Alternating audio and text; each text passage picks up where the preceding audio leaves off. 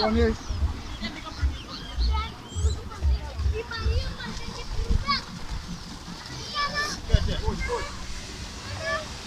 Bring the phone, please. This one in the you. This one in the you.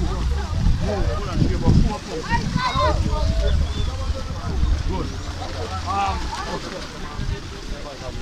Yeah, yeah. Oh, shoot.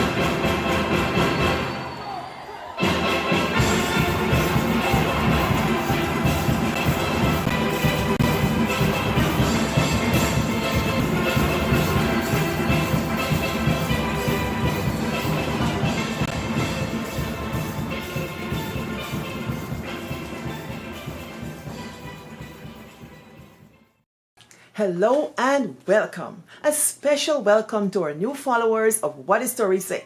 Now you're What Is Story Say family. Good, welcome. I'm Dr. Pauline Baird. For those who are new, I'm a cultural bearer from the village of Buxton, Guyana, and I tell our family histories, our whispered stories, our practice hidden, lost, and sometimes long lost traditions. And like we say in the village, what is story say? Thank you, Dean, for this nice purse. Yes, I haven't used it yet, but I'm very proud of this golden arrowhead. I have a story for you. This is Women's Month, and I decided to feature one woman who had something to do with my life.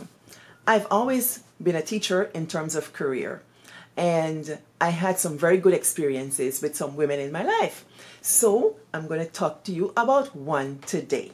Her name is Miss May Hamer. Miss May Hamer lived in Buxton, Milwaukee, over the railway line. And I first encountered her at my auntie's house. She and my auntie were like this. We said like bosom friend, you know? And that time, Miss Hamer would come to the house and they would make cake. She used to ice cake. Y'all ever know Miss Hamer can ice cake? Yes, she was a virtuoso at that. The woman got that cork. You know, she would ice in this cake, you know, them little silver balls I used to put. Oh, yes. And they used to be talking. You know, they whispering together while they putting the icing on the cake. Well, then I went to elementary school at Friendship Anglican School. A different Miss Hamer meet. I met this lady who, let me tell you, she was a stickler for neat dressing. She was a stickler for good decorum and behavior. And when you see Miss Hamer coming down the road, you're hearing cups, cups, cups, cups, cups, cups, because the high heel shoes. The only time I'd ever seen Miss Hamer in flats was at my auntie's house making cake when they're decorating an icing cake. I interviewed a woman for one of my projects, and she brought up Miss Hamer's name.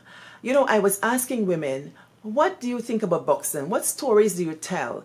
And she said she talks about the women of Buxton, and one woman she admired was Miss May Hamer. I said, how so? She said, girl, Miss Hamer, when you see Miss Hamer go down the road and she get on she flare skirt or she A-line skirt and she body's pressed neatly so and her hair pressed, you know, and she carried herself. I used to want to be like her.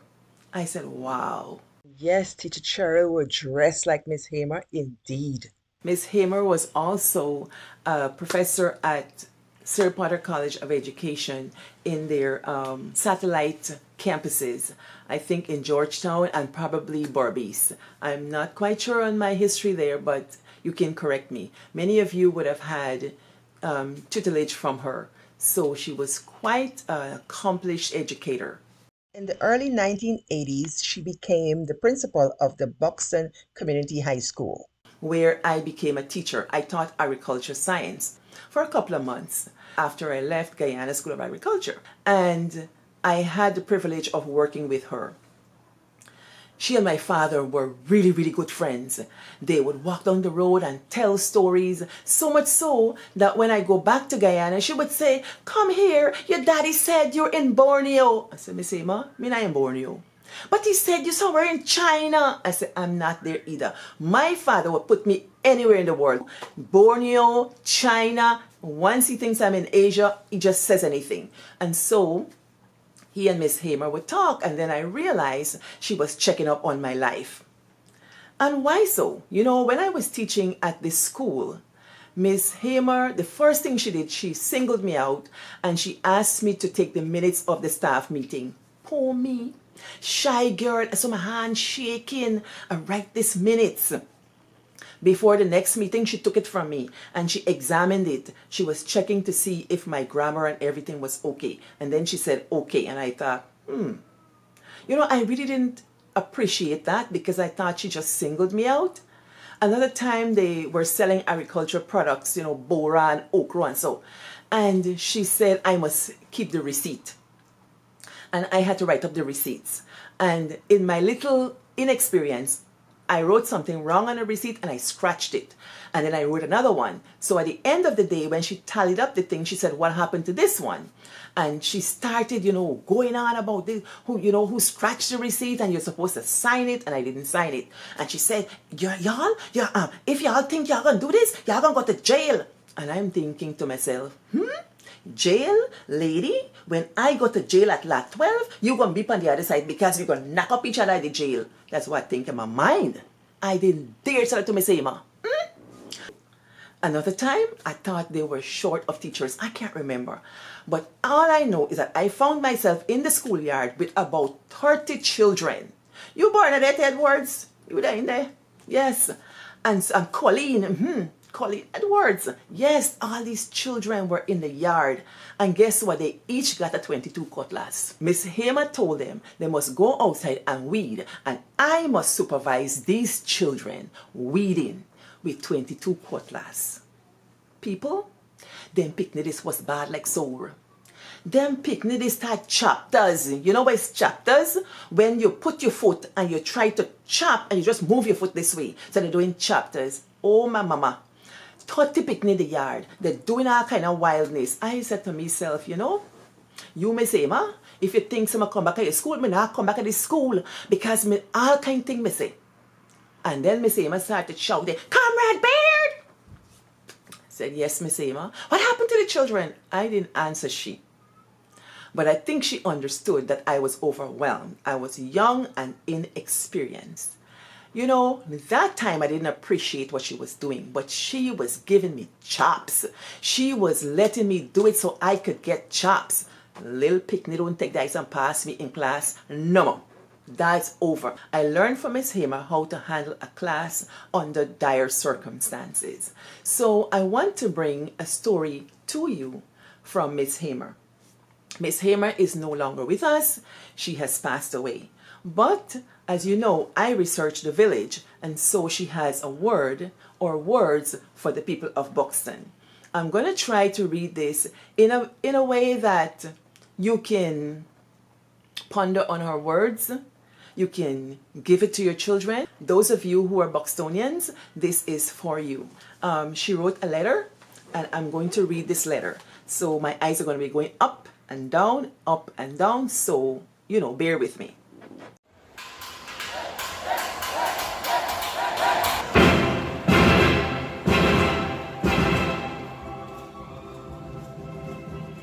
November 2016. Future Buxtonians, be proud of your place of birth, especially Buxton, which has a rich heritage as the premier village. Is it still the premier village? Can you maintain the premier village? You can maintain its rich heritage by excelling in academic, political, and social performances. Whatever your position or career in life, give of your best. Buxton was self-sufficient and is still an agricultural farming area. The two sister villages, Buxton and Friendship, are separated by Company Canal. The inhabitants of Friendship claim to have a higher social standing than those of Buxton. Careful examination shows churches and schools, the health center, the post office, the market, and the local authority building are located in Friendship. Those who live in Buxton, especially in the south of the railway embankment, were classified as the reckless ones, for whom many said there was nothing good that could come out of there. But with the passing of years, opinion has changed significantly with the birth of many scholars. If you were not born in Buxton or Friendship, you were regarded as a stranger. The Company Canal had black water. At one time, we would say that a stranger can only claim Buxtonian status if he or she drank the water from the Company Canal. A long time ago, farmers transported sugarcane to the Enmore estate to be converted. Those were the days when the canal had boats that were used by farmers to transport them to and from their agricultural plots, which were located some distance from the townships where they live. The farmers cultivated and reaped all kinds of fruits and ground provision. Their produce was sold at the village market, which was located in Buxton. Extensive farming was done in the backlands, but currently farming has been reduced significantly. Extensive farming was done in the backlands, but currently it has been reduced significantly since the 1963 riots in Guyana. 3 farmers were brutally murdered on their farms, resulted in the abandonment of many of the plots in the backlands. Each plot of land in the township of Buxton and Friendship, where people live, had 3 pieces of farming plot lands in the backlands. These plots were referred to as bottom ground, middle ground, and top ground. Many residents have sold their backlands to farmers. A large acreage of virgin land is still unoccupied. Currently, there is some effort being made to occupy some of the land situated just behind the township as a housing scheme. When a farmer went to his farm, he would take only the basic items, like a saucepan and a pan to cook in, or a pot. He would reap from his plot or his neighbor's plot enough plantain, cassava, sweet potato, and coconut for a meal. He would use a hook and a line to catch fish in the trench or the Company Canal. Once everything was prepared, he would light a fire and cook. When the food was finished, he would cut banana leaves where he would place the food for everyone present to sit and eat. Food cooked in the farm, in the opinion of many, was sweeter or tastier than all the food cooked at home. Children were always excited and happy to await their fathers' and grandfathers' return from the back dam to savor the leftover food. Rice was rarely cooked. Couples, let's talk about couples. Couples selected their partners to marry from the 2 sister villages. No one hardly ever selected someone who was not from the village. Marrying someone from another area, that individual was regarded as a stranger. Emancipation Day. On Emancipation Day on the 1st of August, all strangers had to leave Buxton and return to their birthplace. If a stranger were reluctant to leave, a group of male Buxtonians would gather at the stranger's house and chant insults till they go back to their parents' house. Afterwards, he or she could return.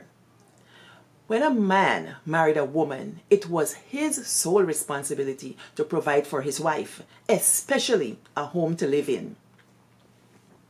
If a married man could not provide for his wife a shelter and had to live at her parents' residence, he was shunned by fellow villagers. A chant was sung to express how they felt about the situation. Married man who live at their mother-in-law house, them last must go to bed. Every morning, 4:30, mother-in-law holla, son-in-law, get up, get up. If you know the tune, tell me. The chant implied that a married man could never sleep until daybreak in his mother-in-law's house. Only in his own house he could do as he pleases. Because there were intermarriages between the people in Buxton and the people in Friendship, nearly everyone is related. Children had to greet adults and elderly persons by referring to them as cousin this, auntie that, and uncle so-and-so. One had to be cautious when discussing another person's business, or as we say in local parlance, talk name. If you talk name with the person you're speaking with might be related to the person whose name you're talking, and that can bring a lot of problems. Buxton residents enjoy a relatively modest economic income since many are not regular wage earners. House lots are low, and this area is usually referred to as the lowlands. If there's a heavy downpour of rain for a prolonged period, a flood ensues. Some residents are gradually making efforts to improve their environment.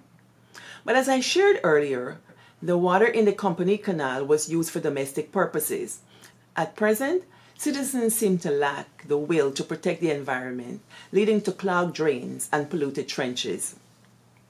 Unfortunately, there are still existing pit latrines in the village where residents dispose of feces instead of in the septic tanks. When the rain started to fall in 2005, it was perceived as a regular, normal downpour with the usual flooding. But as the days rolled on, the height of the water kept rising. And at one stage, the bottom flat or the bottom house and the low houses where people lived had to be evacuated. There was no safe, dry place for one to store one's treasures or furniture. Many had to leave their homes and seek refuge in schools.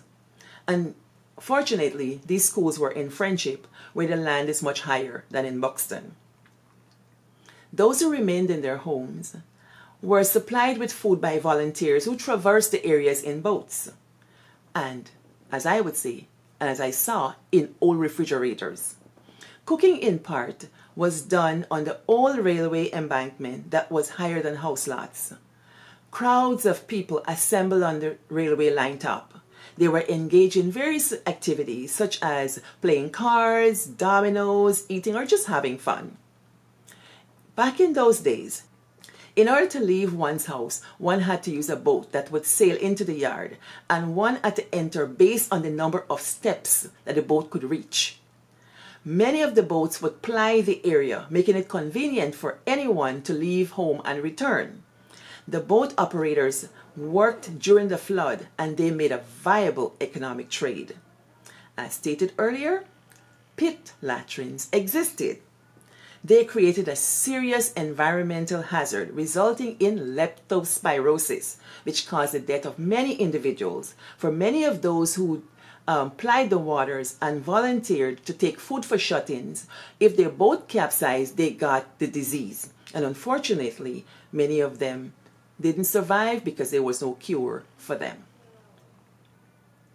The waters lasted over a month, and when the water finally subsided, the damage that was done was hideous. Hardly anything was saved. The cleanup was very stressful because of the strenuous exercise one had to be engaged in order to dispose of the silt the fishes, the snakes, and other things. The government provided assistance to the residents in the form of cleaning materials. But as often happened, distribution and financial assistance to an individual based on one's loss can be prejudicial and unrewarding. Those who lose the most do not ever receive awards. Persons living in the coastlands have been encouraged to move to higher land, but this advice is better given than followed. The coastal plain of Guyana is below sea level, and a concrete wall called the seawall was erected to keep the Atlantic Ocean out of the coastland. The greater population of Guyana lives on the coastal belt, and so the majority of the houses are built on stilts or concrete blocks. A few houses still have bottom flats, but since the disastrous flood of 2005, persons have been wanting to build so that they can have a specified height above the ground. With the explosion of modern technology, many of the elderly are lost, unable to comprehend what's happening in the world around them. There is little room for conversation face to face, and it is hoped that avenues will be available for the elderly to become au fait with this modern technology. Ms. Hamer says, in order to fulfill the social void of the elderly, a senior citizens club has been formed in Buxton and Friendship. The club's motto is, according to our deeds, people will judge us. The objectives of the club are to foster unity among the senior citizens 60 years and over, to share ideas and skills and continue the learning process, and lastly, to look at the welfare of senior citizens and matters which may affect their daily life and living. The club was formed on September 16, 1993 by two, at the time, retired head teachers, namely Joyce Monroe Foster, who is now deceased, and Miss May Hamer, the writer of this letter, now deceased. The club is now in its 23rd year of existence and is still moving strong and unshaken. This club consists of professionals who are no longer in the active workplace and housewives. Men recently have been reluctant to become members since only females are members. Why men do not want to be in the Citizens Club? It's a very, very long story. Maybe they will sometime in the future. The activities are varied and many. Whatever is done is always centered in relation to our objectives. The camaraderie and relationships among the members are very high. The club meets every month and there are about 40 members. Future Buxtonians, changes are inevitable because no situation is stagnant. Whatever the changes may be, always ensure that the inhabitants of the twin villages, Buxton and Friendship, continue to be written in the annals of Guyana's history. May Hamer. Thank you for listening and walk good.